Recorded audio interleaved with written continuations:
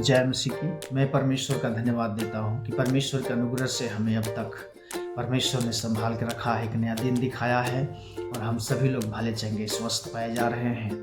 मैं आशा करता हूँ आप सभी लोग प्रभु में अच्छे होंगे, भला चंगा होंगे, स्वस्थ होंगे और परमेश्वर के अनुग्रह में आप सभी लोग अच्छे हैं। आज फिर से मैं आपके सामने एक टॉपिक के साथ में उपस्थित हूँ और मेरा आज का टॉपिक है एक जलन रखने वाला परमेश्वर। इस टॉपिक के ऊपर मैं आपके सामने बातें करूंगा कि परमेश्वर जलन रखने वाला परमेश्वर है।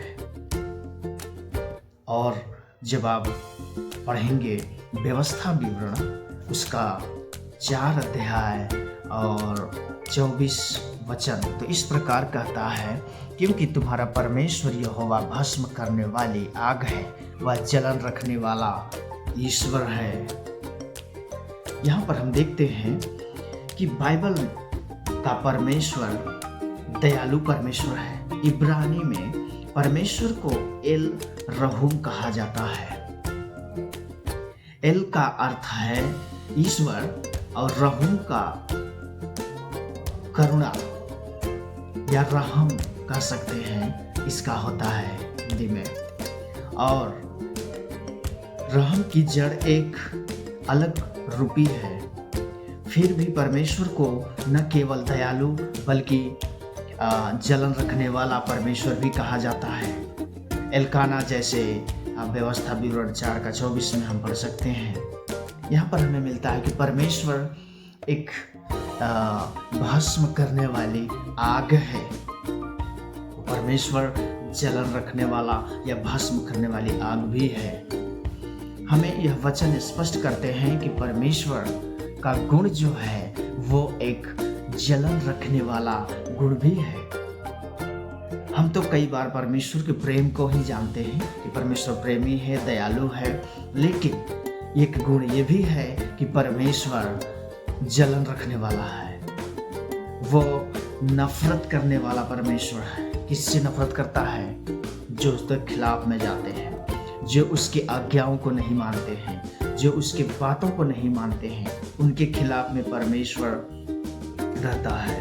इसलिए यहाँ पर स्पष्ट रीति से कहा गया है, अगर 4 का 31 वचन पढ़ेंगे व्यवस्था विवरण, तो यहाँ पर इस प्रकार लिखा हुआ है, क्योंकि तेरा परमेश्वर यहोवा दयालु ईश्वर है, वह तुमको न तो छोड़ेगा और न नष्ट करेगा, और वो वाचा उसने तेरे पितरों से शपथ खाकर बांधी है, उसको न भूलेगा। Praise the Lord. परमेश्वर की दया, उसकी करुणा सदा के लिए है दोस्तों।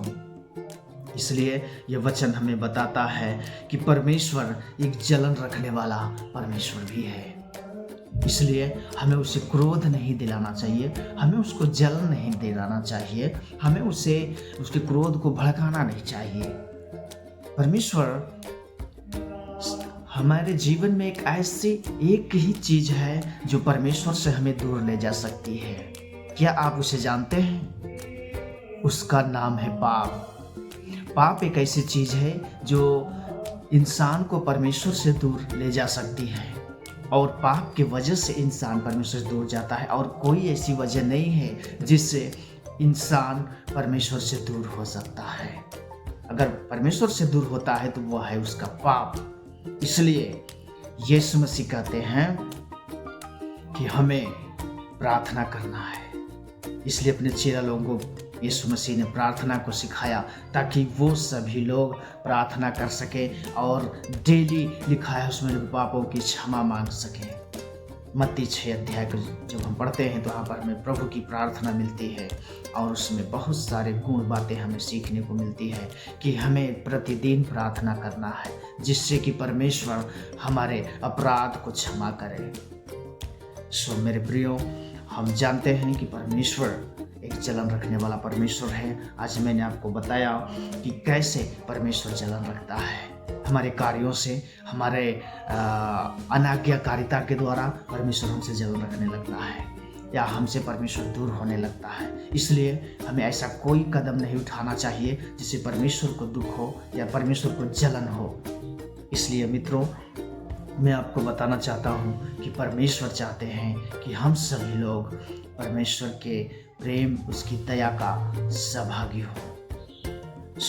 मैं आशा करता हूँ परमेश्वर आप सभी से बातें किए हैं। Thank you so much. मिलते हैं फिर किसी नेक्स्ट वीडियो में, तब तक के लिए बाय बाय। जय मसीह।